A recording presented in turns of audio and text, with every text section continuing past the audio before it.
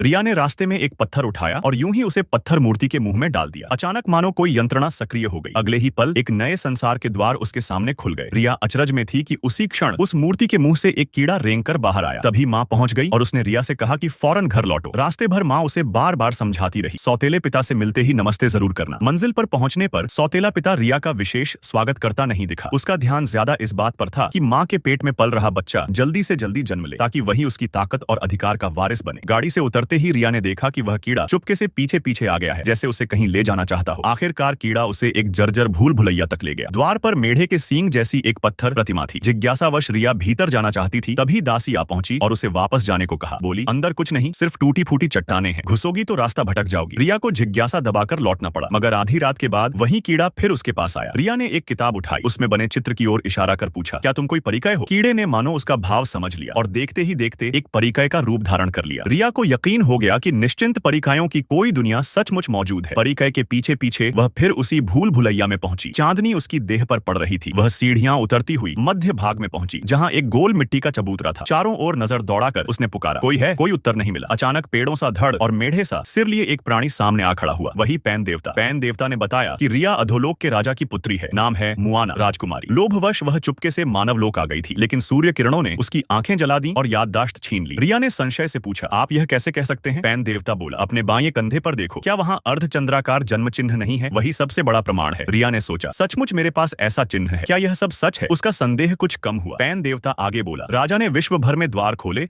और तुम्हारे लौटने की प्रतीक्षा की। यह आखिरी द्वार है। अच्छा हुआ मैं समय रहते तुम्हें मिल गया। पर यह पक्का करने के लिए कि तुम साधारण मानव नहीं बन गई हो, तुम्हें पूर्णिमा से पहले 3 परीक्षण पूरे करने होंगे। उसने रिया को एक किताब दी और कहा, इसे तभी खोलना जब कोई न देख रहा हो, तभी इसमें कार्यों का विवरण उभरेगा। रिया ने किताब थाम ली तो पैन देवता ओझल हो गया। उसने उतावलेपन से किताब खोली और अगले ही क्षण असाधारण घटनाएं घटने लगीं।